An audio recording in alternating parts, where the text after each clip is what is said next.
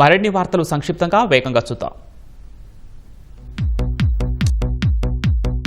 కోనసీమలో తమిళనాడు, కేరళ తరహా విలువ ఆధారిత కొబ్బరి అనుబంధ పరిశ్రమల స్థాపనకు ప్రభుత్వం సహకారం అందిస్తుందని మంత్రి కొండపల్లి శ్రీనివాస్ వెల్లడించారు. అమలాపురం కలెక్టరేట్లో పారిశ్రామికవేత్తలు, శాస్త్రవేత్తలతో మంత్రి సమీక్షించారు.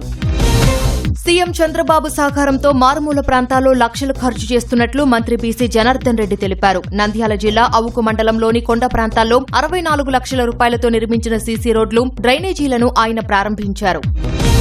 కూటమి ప్రభుత్వంపై వైసీపీ నాయకులు పని కట్టుకుని బురద చల్లుతున్నారని పాణ్యం ఎమ్మెల్యే గౌరు చరిత విమర్శించారు. రాష్ట్ర అభివృద్ధిని చూసి సహించలేకే దుష్ప్రచారం చేస్తున్నారని మండిపడ్డారు. పరిశ్రమల స్థాపనలో చంద్రబాబు కృషిని గౌరు చరిత గుర్తు చేశారు. తెలుగుదేశం కేంద్ర కార్యాలయం ఎన్టీఆర్ భవన్లో నిర్వహించిన ప్రజా వినతుల స్వీకరణకు ఫిర్యాదులు వెల్లువెత్తాయి. మంత్రి వాసంశెట్టి సుభాష్, పల్నాడు జిల్లా టీడీపీ అధ్యక్షుడు కొమ్మలపాటి శ్రీధరులు అర్జీలు స్వీకరించి సమస్యల పరిష్కారానికి కృషి చేశారు.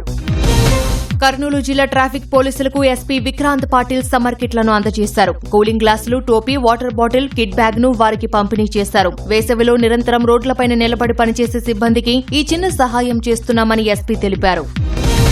అనంతపురం జిల్లా కళ్యాణదుర్గం నియోజకవర్గంలో భారీ వర్షం కురిసింది. రోడ్లన్నీ జలమయమయ్యాయి. కుందుర్పి మండలంలోని పలు గ్రామాల్లో రహదారులపై భారీగా వర్షపు నీరు ప్రవహించింది. ఈదురుగాలులతో విద్యుత్ సరఫరాకు అంతరాయం ఏర్పడింది.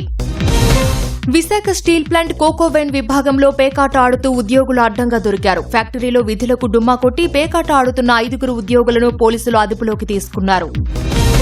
నెల్లూరు జిల్లా వెంకటాచలం మండలం చెముడుగుంటలోని ఓ ఇంట్లో భారీ చోరీ జరిగింది. తాళాలు పగలగొట్టి ఇంట్లోకి ప్రవేశించిన దొంగలు సుమారు 30 సవర్ల బంగారు ఆభరణాలు సహా 40,000 నగదును అపహరించారు.